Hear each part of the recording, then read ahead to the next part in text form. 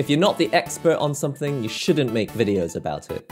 Or should you? We're gonna be talking about all that and more, but first, coffee. So today's coffee is quite a special one. I don't know if it was limited edition, but it was more expensive than usual. It's Yemen Mocha Haraz. That's what it says in katakana. Who knows how it's actually meant to be pronounced? You can probably smell the beans from here. And the reason why I wanted to talk about this topic today is that I've noticed that, especially in the past 2 or 3 years, there's been a lot of growth in the quality and amount of content available for people who are interested in fighting games.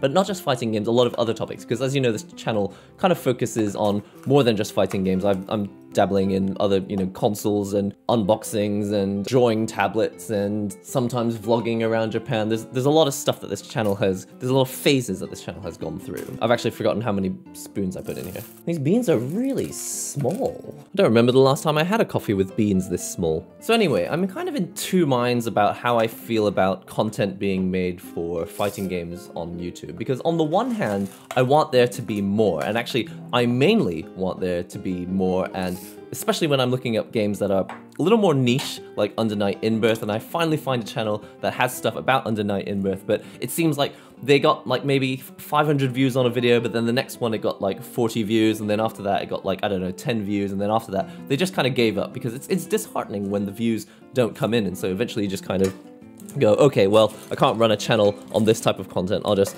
move on to some other game. But on the other hand, I'm also finding videos that are maybe like 3 hours long, and they're supposedly a tutorial for beginners trying to get into the game, and it's like explaining it in the most long-winded way possible, and it's just not getting to the point. And by the time the person has watched the video for about 3 minutes, all they've heard is, hey guys, I'm really sorry that I haven't uploaded a video for a while because I've been busy with work, and I've had a cold recently, and I got an operation on my leg, and it's like, whoa, who are you apologizing to? 99% of the people who are going to watch this video didn't even know you made videos, so you don't need to apologize for it. So I'm like, make more videos, but at the same time I'm like, don't make videos unless you know how to make a video. So it's, what's important? Let's grind! So actually, I think Giuna put up a tweet about this recently. He was posted an image of a like 1 hour tutorial, and it was titled like basics of certain character in some fighting game. And if you've ever looked for a basics guide on a character in a fighting game that you like to play, especially these niche titles like Under Night In-Birth, you've probably been through the same experience. You've gone looking for a video thinking, okay, maybe I'll just watch a 10-minute guide so I know at least what buttons to look for and what type of combos I should be trying,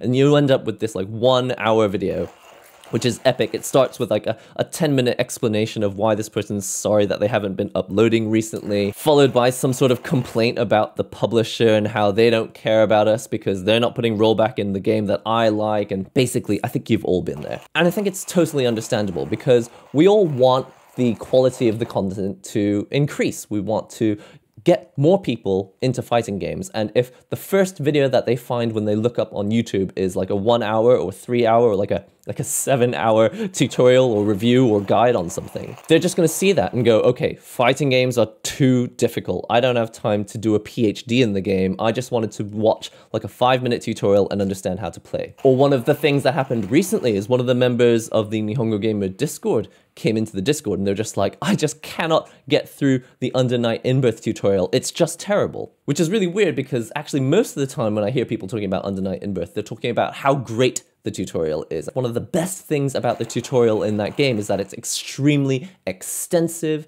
it's exhaustive, and it goes through so many things that are important in other fighting games as well, not just Under Night In-Birth. The only problem is that Under Night In-Birth has a tutorial that's about like 150 lessons long, or maybe it's less than that, maybe it's more than that, I can't remember, but it's got a lot of topics. And although that sounds great to people who already play fighting games, to the people who don't play fighting games, they go, wait, the tutorial's not finished and I've been playing it for like 2 weeks? If you're not familiar with the game, it's actually broken up into like a novice section, intermediate, expert, and veteran. But even though it's split up into those categories, people are gonna feel like if they don't go through all the things, including the veteran tutorials, that they're not really able to confidently enter the game until they've completed the tutorial.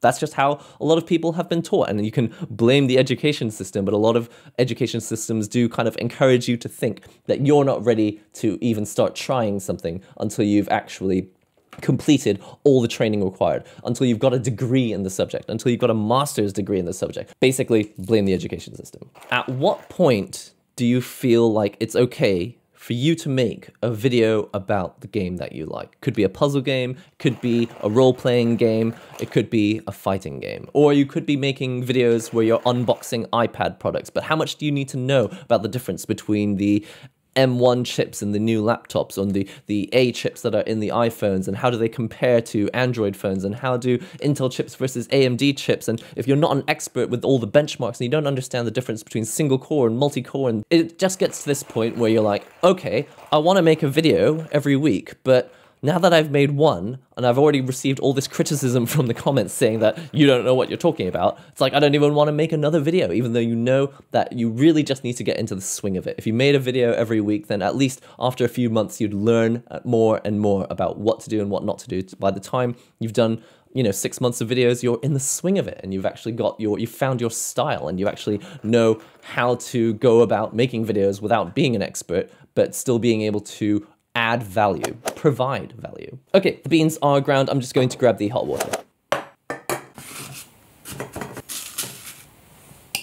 Okay, so I know this topic has kind of drifted off into multiple directions, but what I really wanted to talk about especially was the extensiveness and complexity and requirement to be an expert when it comes to making YouTube videos about a certain topic. Because the growth of a genre or a community is going to be massively affected by the type of content that is being made for it on YouTube. Honestly, a large number of the fighting games that I ended up getting into were from watching tournaments, or from watching tutorials, or from watching entertaining videos that I found from people posting videos on YouTube.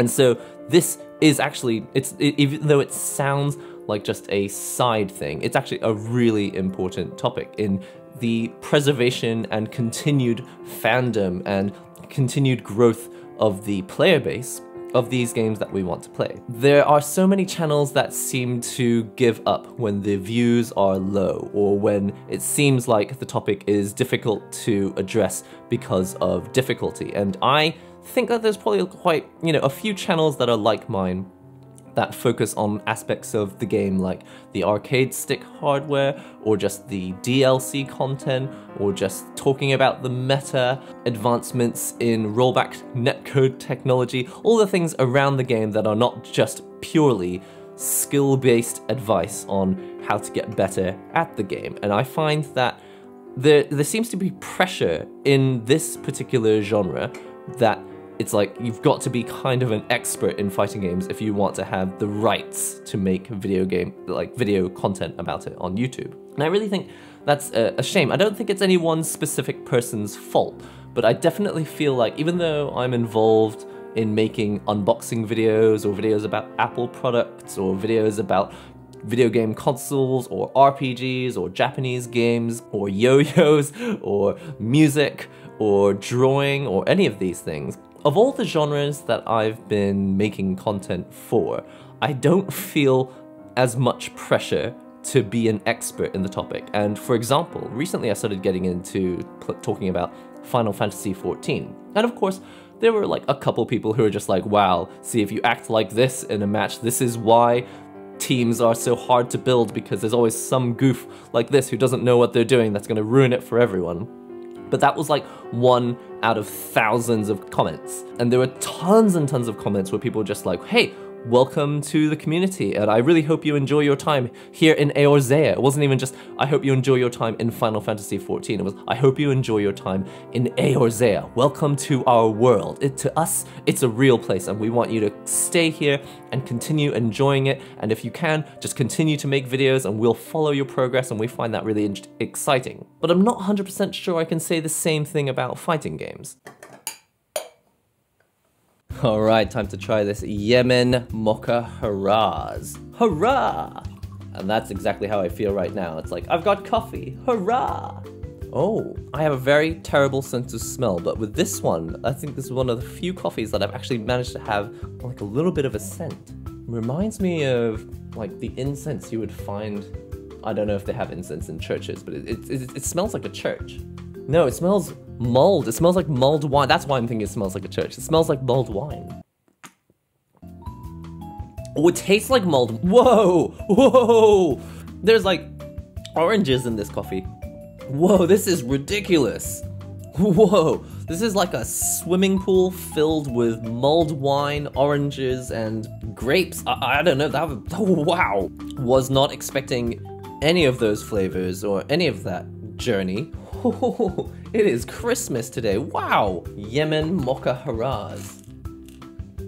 The beans don't smell like the coffee tastes, wow. Although I'm making it sound like in all the other genres I've not had as much negativity as I've had in fighting games. I actually haven't had much negativity with fighting games, but it could also be that from a very early point I identified that I want to stick with more casual content. Not because I don't like the more advanced stuff. I mean, I would love to be able to make a video where I showed you like the coolest combo that no one's ever done, that's like 100 hits, that is, I don't know, an infinite in some versions of the game and does an insane amount of damage and can be used in only this one very specific situation, but then I managed to pull it off in a match online one time and it was amazing and wow, the crowd went wild. Like, that's an awesome kind of content, but that's only one. There's only one kind of content that you can make, but there's content where you just play the game as complete noob.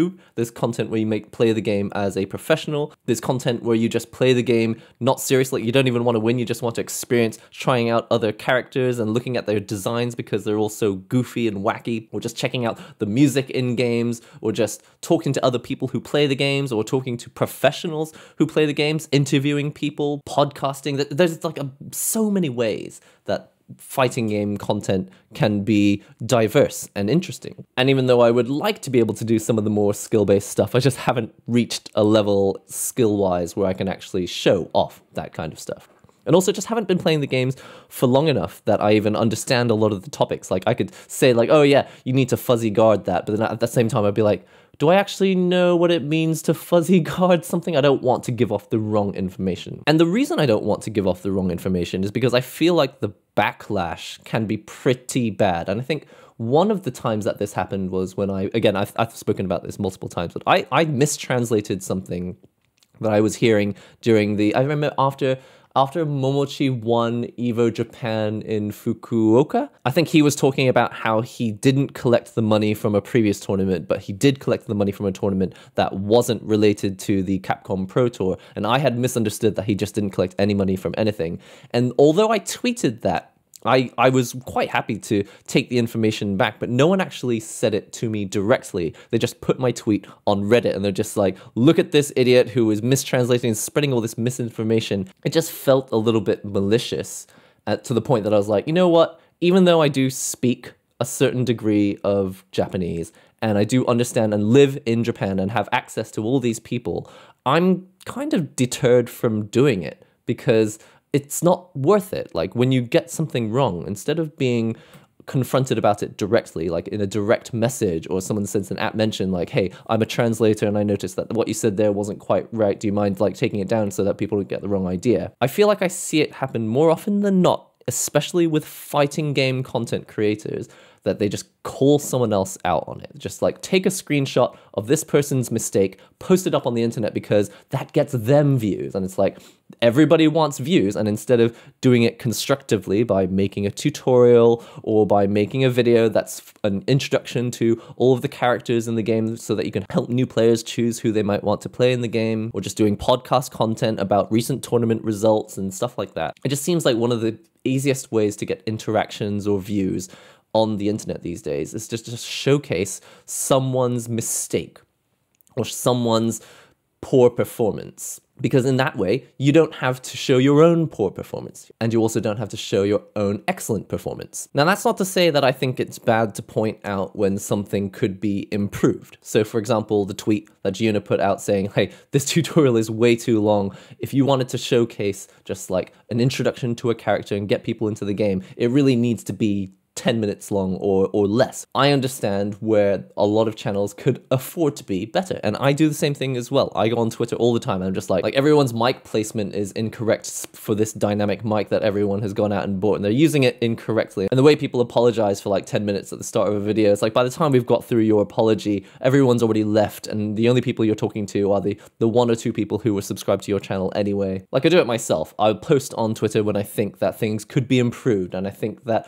like the production value of especially like big tournaments from like the biggest fighting game publishers that you know, it's like, okay, we're gonna get these people to commentate, but we're not gonna buy them green screens. We're not going to let them borrow higher quality microphones, and we're not going to tell them where to put their microphone, or we're not going to tell them how to use a chroma key so that they're not phasing in and out, even if they have got a green screen, they haven't got it set up correctly. What I'm trying to discuss here is how do we continue to improve as a genre on YouTube, making content, whether it's about iPads or whether it's about fighting games or it's about VR goggles or whatever. How do we improve the quality of our content, expand the range of things that we cover, and also bring in new people to play our games and also create content as well, while not discouraging people from doing it? Because I feel like in the pursuit of making content higher quality, easier to digest, and more welcoming to new players,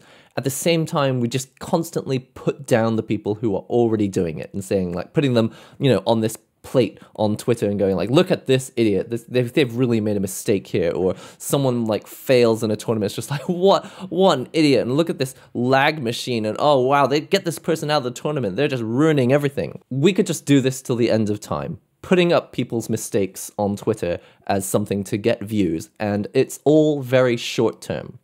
It works, but it is very short term. Ultimately though, if you just continue to put down the people who are putting themselves out there in public view, so playing in a tournament, or making a tutorial video, or making a hype reel, or making a reel of their fails online. If we keep punishing the people who put themselves out there, then who's going to be left at the end of the day, really? And at the same time, who's going to want to join a genre when they see how badly people get treated when they make a mistake, or they put out a bit of misinformation out there? Could be not their intention to be misinformed, but at the end of the day, when you're trying to get more people into your genre and make stuff, you also have to accept that there's going to be tons of mistakes and loads of misinformation. So to correct misinformation, because obviously when people are telling each other like rollback is this, and it's actually not that, and it's actually putting people off rollback just because they don't understand exactly what rollback is, I feel like there's multiple ways you could go about it. You could go into the comments and say, yo, what's wrong with you? This is completely wrong. Don't listen to this guy. Or you could try and find that person's Twitter. You could send them a direct message and say, hey, I noticed that what you said about rollback netcode might be incorrect. Have you considered watching this video by, I don't know, Core A Gaming, who has explained it really well, or Sejam, who's gone through and looked at these myths and kind of like, because I think of like Sejam's channel as like the Mythbusters channel. Sejam's often like, hey, here's this misconception, and I understand why you have this misconception, but I'm here to tell you this is not the case. It's actually much easier than you think, or it's actually much less in your control than you think, so it's not 100% your fault. Stuff like that. But even if you can't get directly in contact with the person who's maybe made a mistake in their video, and I've seen a few channels which cover fighting game content but don't consider themselves like part of the fighting game community. They're just YouTubers and they just make stuff. And to be quite honest, I consider this channel not like a fighting game community channel. I just think of it as the NihongoGamer channel. I sometimes talk about Nintendo Switch, and most of the time I'm talking about fighting games because that's the kind of game that I'm most into at the current time. But if these people aren't as close as the buddies that you normally have in the community,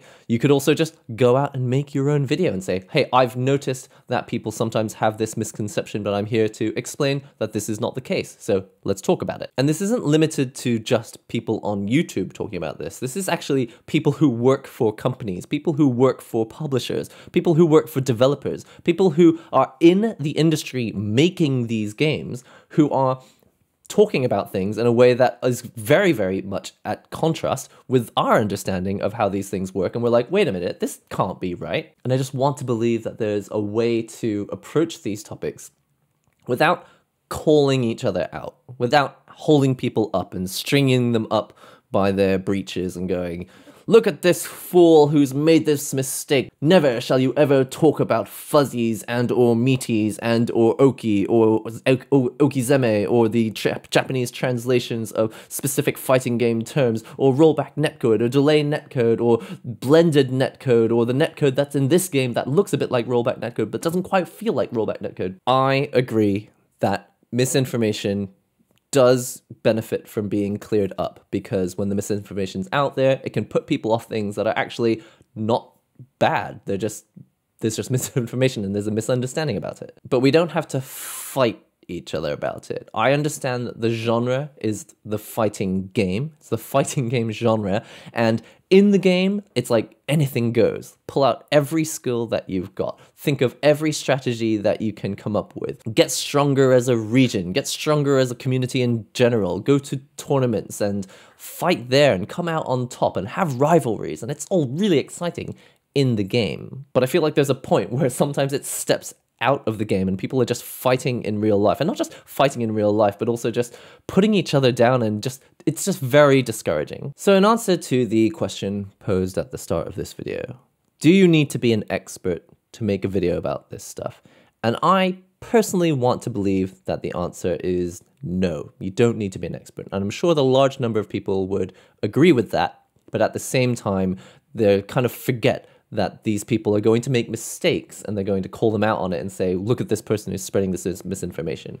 Instead of vilifying each other for our mistakes, I think if we come up with strategies for confronting these people individually, maybe in direct messages and or making our own videos to clear up misconceptions, or just talking about it calmly and saying, I understand where this person's coming from, but guess what? It's not actually that bad. And if the netcode is like this, actually this can be good and this can work out. And if we talk to publishers, maybe we can work together so we can actually get support for making these tournaments happen rather than getting completely shut down. All I'm trying to say is for the benefit of getting more YouTube videos to watch, because I like going on YouTube, searching up my favorite fighting game and just finding new videos and finding more people talking about it. And I want to see even more. And I feel like a large number of channels probably shy away from it, because once they start getting into fighting games, that's when the comments start pouring in. They're like, oh, you don't understand this, and don't talk about this because you don't understand yet, and blah, blah, blah. You haven't been playing this game for 15 years. Or you haven't been playing this game for 20 years. Although that is one way of clearing up misinformation, it's not the way that's going to help growth overall. So if you want to see a scene grow, and you want to get more content to watch and have more players to play with, we have to accept that there will be lots of mistakes and lots of misinformation. And instead of trying to shoot down every person who makes a mistake or spreads a little bit of misinformation, if we just get ready for it and have a strategy in place so that when that happens, we know how to confront them about it peacefully and to resolve the issues so that they actually don't feel so bad about it that they never make a video again, that they continue to want to make more videos, but better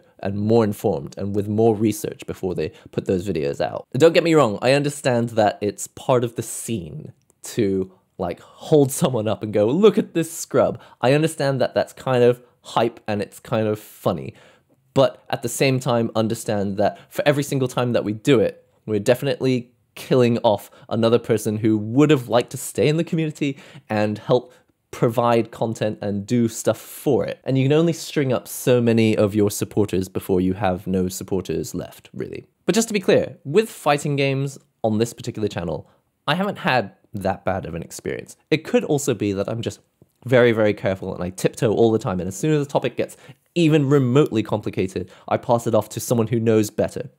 Or at least I go and do my research before I make the video. And I'm not always 100% correct. And when I am incorrect, I'm happy to admit it. And I'll write in the comments or pin it in the comments like, so-and-so just pointed out that this wasn't correct. But I think I've become quite thick-skinned and I can like power through these things. I am absolutely certain that there are many, many smaller channels who have been hit hard and gone like, oh, wow, you know what? This isn't worth it. I thought I would cover Street Fighter, or I thought I would cover this SNK game from the retro days, but all these experts pile into the comments and they're just like, makes me wish I had never made a video about it at all. My personal take is that if we just accept that mistakes will be made and we just prepare ourselves with good strategies to help those people improve and actually encourage them to fix the error and then just continue to make more stuff rather than quit, then that's how we're going to grow in terms of content, grow in terms of players, and just grow in terms of quality so that the stuff that we watch is just more interesting, funnier, more engaging, and more involving, and more valuable. But that's all for now. What do you think? Do you think you should be an expert to a certain degree before you're allowed to make fighting game videos on YouTube, or anything? Like, it could be about iPads, it could be about drawing tablets, it could be about drawing in general, it could be about music, it could be about traveling around Japan. Or do you think that by just encouraging people to make mistakes, and no matter what, just the important thing is to just put content out there, that we're going to grow that way? Or do you think that by, as a result of doing that, there's just going to be tons of extra misinformation, and really it's better if people just wait until they understand what's going on before they go and make a video and just confuse everyone even more and make the scene harder to grow? I'm genuinely interested to know what you think, so let me know in the comments section below. Don't forget to subscribe to the channel, join us on Discord if you want to chat further about topics like these. That's all for now. I'll see you in the next NihongoGamer video.